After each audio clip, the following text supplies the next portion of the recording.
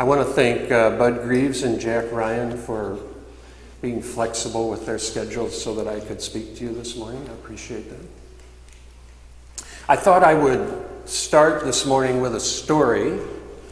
This is a story that comes from church history, but not the history of this church, actually. It's the church Diane and I belong to in Chicago. So it's part of their history, and it goes back around 1940s and 50s. They had a minister who had served there for a good many years, and the church had done well, and good things had happened during his tenure, and he was well liked. As he grew older, he didn't seem to be very interested in retiring, and some people thought maybe it was a financial problem, but I don't know that they knew that for sure. But he continued for a good many years. And as he grew older, substantially, the church began to decline, and they couldn't pay him as much. And he and his spouse couldn't afford their apartment, couldn't live independently anymore on what the church was paying. And the church had a loft up above the main floor, and they asked the board if they could move into the loft. And the board said yes, being a bunch of caring people, and they moved in. And more years passed by, and they had health problems, and the church continued to lose members. Finally, after many years of living in the loft, they both passed on.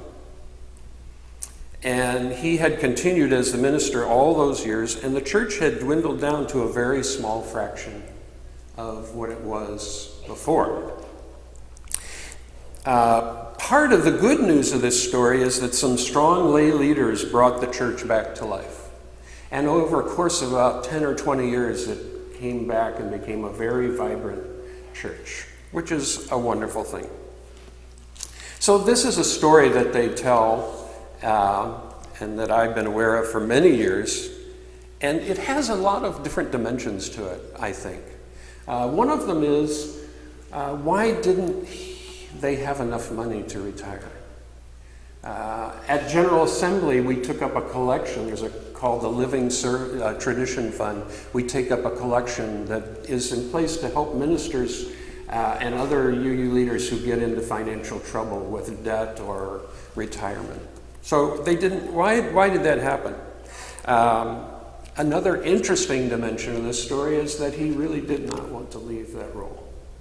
That was somehow deeply meaningful and satisfying, and he just didn't want to leave, which I understand very well. And then there's another dimension too, which is how much the church cared for him and wanted, to make sure that he and his spouse were okay, even to the point of them residing in the church.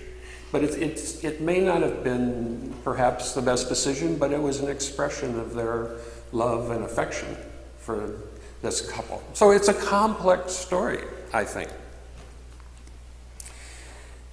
Another way to look at this story is to just maybe conclude that there is a time to stay and a time to go. Maybe that's true. And so if that's true, then it's a question of discernment when those times may occur. There isn't any rule book that says this has to happen, at such and such a time. It's something to ponder. I am fortunate to be in pretty good health. Some things are creaking a little bit, but no major issues that I know of. I can still do my job, I think. And in fact, I really love being the minister of this church. I really do. It's a great job. And it's an honor to serve this congregation and to serve the wider Unitarian Universalist tradition. I understand the impulse not to leave, because I have that too. So serving this church has certainly been the best thing I have ever done professionally, and has been very satisfying to me on a personal level too, very satisfying. Not every minute of every day. No. Not every minute of every day. But a great majority of the time, this has been a satisfying place for me to be. And we've had a good long run, and I can't resist saying it's the longest in the history of this church. I always felt a little competition with Carpenter about that, I must say.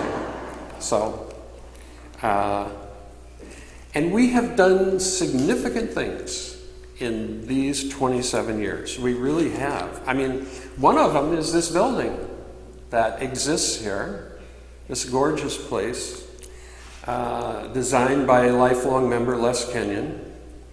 And the activities that have taken place here and in our older building on Hamilton have just been filled with all kinds of fun and amazing and meaningful moments of singing, storytelling, joys and sorrows, ideas and emotions, exhortations to action and silent meditation, interesting courses, joyful weddings and bittersweet memorials. We've heard jazz and classical and spirituals and mariachis and recorders and accordions and piano and organ and a wide range of choral music and lots of other music I can't think of at the moment. Both the ministers and the lay people have spoken the best messages that they could in good times and bad. We have been serious, and we have known how to laugh in this community. So I would say this church is certainly one of the most interesting and engaging places in this region. It really is. It's not the only one, but it's one of the most interesting, exciting, engaged, caring places around here. It's a community full of leaders, activists, artists, musicians, professional people of all time, caring and compassionate people, an inclusive community, not perfectly inclusive, but well on the road to being inclusive. It's not that we don't have work to do about that, we do. So why in the world would I leave such a job? I don't know. It's a question. Part of the answer is that in a certain way, I really do not have a choice whether to leave or not. That isn't the choice. There's no way to not leave. I remember saying that when I first came to this church, actually, that there isn't any way that there won't be a parting in some way. It could happen in various ways. It's really a question of when and how to do it. I am not dissatisfied in any way. I'm not like super mad at somebody and so I gotta get out of Dodge or something. I have little irritations every once in a while. It's not what's happening. I'm not upset about anything. I'm upset about things, but not about this church. I will admit that to some extent I have become more tired in recent years.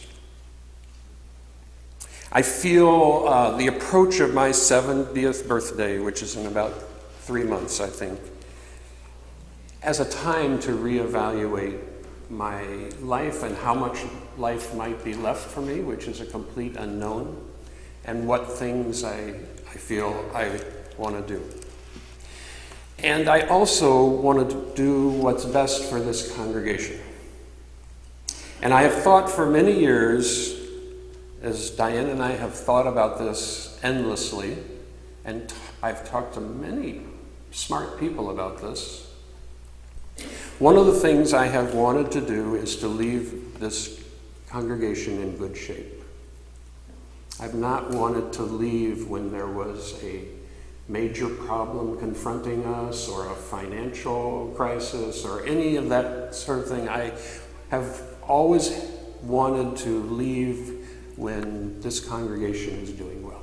And I think I can say that we are doing well, despite many imperfections and projects we need to work on and things that are not perfect.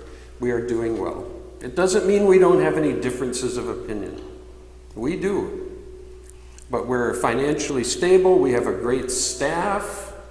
Our programming is consistently of high quality. And our membership has continued to grow over 27 years. So we're in pretty good shape. And that is one of the reasons I think this is the right time. No time will be perfect. It's also true that Diane and I want to have some retirement time. We want to have some time to try that out and see what that's like.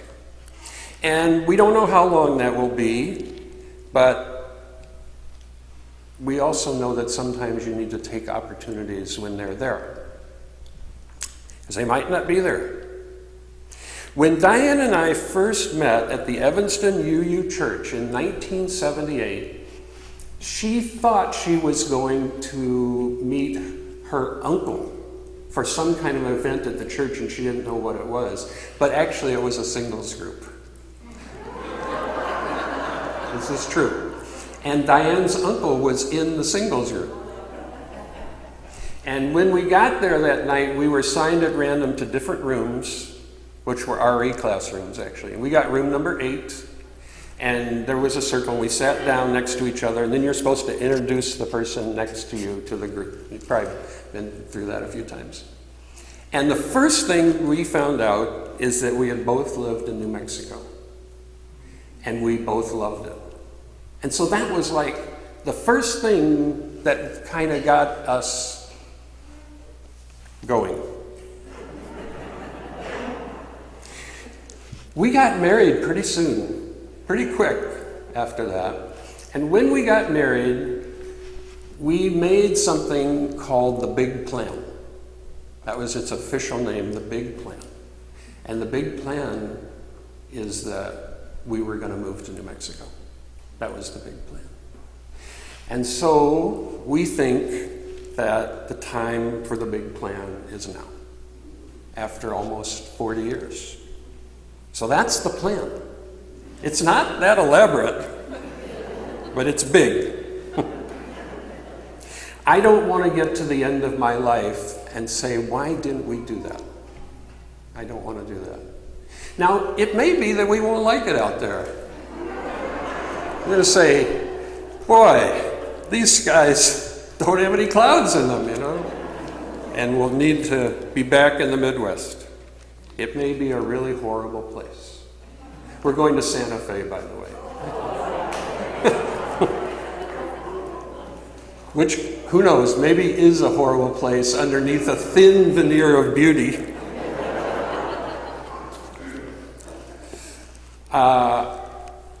What are we going to do? I'm going to sleep late, I can tell you that. I have a book that is constantly calling my name that is not finished. I want to study Spanish more, and I'm excited about living in a culture that, at least to some extent, is bilingual. And we want to travel more, and traveling becomes more difficult as time moves on. And we both think we're going to get involved in more activism, although I don't know exactly what form that will take. And we plan to be active UUs. And there's a wonderful church in Santa Fe.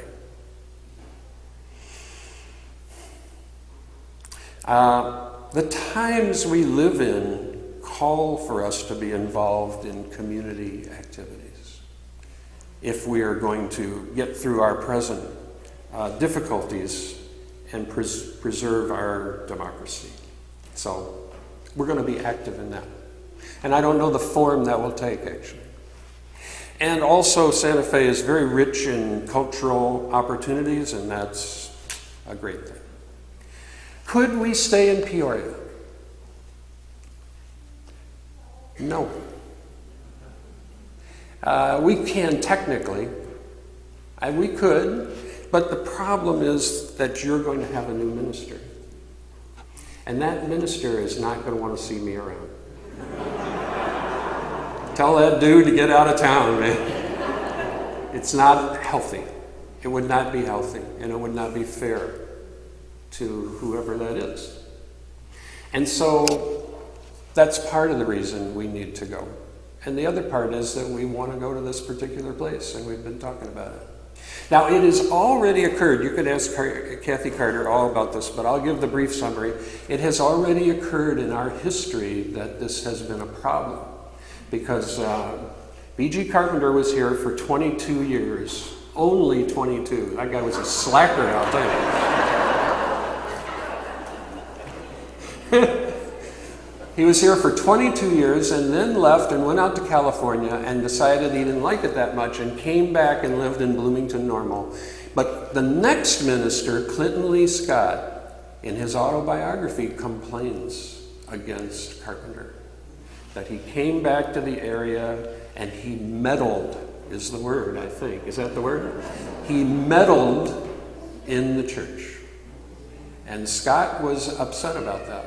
And he had a right. In today's environment, that's considered unethical for ministers to have an involvement like that after they've left a church, because that it's a kind of sabotage for the new person. So it would not work well. It would not work well. But we've pondered that, Diane and I, for quite a while. So I plan to not do what was done in the 1920s, and I will be an ethical minister in that regard. I want to let you know something else, and that is that, in my opinion, and in the opinion of other people I respect, this is going to be an attractive church for people to be interested in. I could be wrong about this, but I don't think I am. This is going to be an attractive church.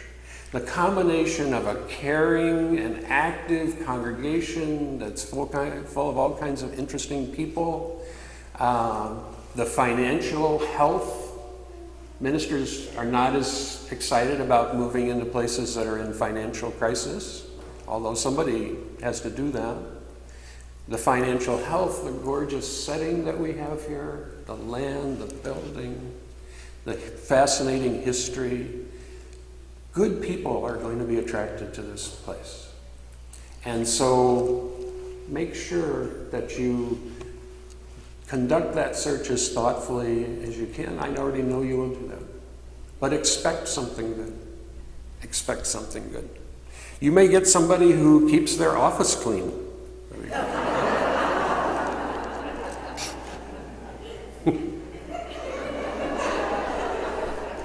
Anything can happen. The UUA has a very good search process to help congregations in their searches. I hope you will find this process interesting and energizing, and you will all have a chance to participate in that. And I hope you will take that just as seriously, but with a sense of discovery and fun as well. You are also fortunate to have Reverend Linda White as your assistant minister in this time. And she will be a source of continuity, I think, during this time, and also a source of wisdom and insight. So I congratulate you on, and us all, on taking that step. Linda's going to be very valuable. She has repeatedly said she does not want to be the permanent minister. She doesn't want. I could make some comments about that, but I'll just say that perhaps this is another sign of her wisdom. I don't know. Keith Cron, who manages the Department of Transitions at the UUA, told our president, Nora Sullivan, I hope I got this right, that this is an inevitable loss. You can't get out of this. You could get out of it today, but you can't get out of it forever. It's something that when you come, you know that someday you're going to leave. The wheels of time roll on, and Kathy Carter needs new chapters of history to describe. It's going to be a whole different thing, right? There is a time to come and a time to go, and no one can escape that reality. I hope you will continue to treasure and care for this community. I know you will. It's such an amazing group of fascinating people. I know that my leaving is going to send a few shockwaves through the system, but I also know that you have all the talent and all the dedication you need to go through this process and be in good shape. There's no doubt in my mind that this congregation can do that, and I think you will find it interesting. You will find it an interesting process, and I hope you'll be engaged in it. I am going to take some vacation this summer. Please call me this coming week or email me if you want to get together this week, and I'll be here. Okay? So if you want to talk, please come in or call me or whatever you'd like to do. And then starting a week from tomorrow, I'm going to take 4 weeks of vacation. And then I'm going to be back. And you're going to say, who's that guy? I will do everything I possibly can to make this a smooth transition. I will do whatever I can to do that. And as part of that, after this service, if you want to stick around and have a few questions or discussion, I invite you to do that. Nora maybe can help us with organizational type stuff. I want to close by lifting up once again the reality of the challenging times we live in and the role of Unitarian Universalism, I think. Our tradition has a lot to offer the world in these days. We really do. We are champions of human rights and civil rights, which are under attack these days. We are adherents and practitioners of democracy, and we believe democracy has value for the American people, and democracy is in trouble these days and needs strong proponents if it's going to last. Our tradition of religious freedom will need our support as well, if religious freedom is going to survive intact. And our long tradition of social justice has a role to play in our culture, and that is a role we cannot ignore, unless we're willing to let things just happen the way they fall out. So our tradition and our history and our commitments are such that we are important in this culture. And this church is important in this metropolitan area. People look at us for a certain kind of leadership. And we need to continue being there. We hold up a certain piece of reality. And that has been true for 175 years. And it's true now. So I have tried to uphold that, and many of you have. We've all been partners in that, and whoever comes will do that too, I promise you. So please, let us be strong in our faith. The world needs us. The world needs all kinds of things, but we're part of that. We're a piece of it. Let us take that in all seriousness.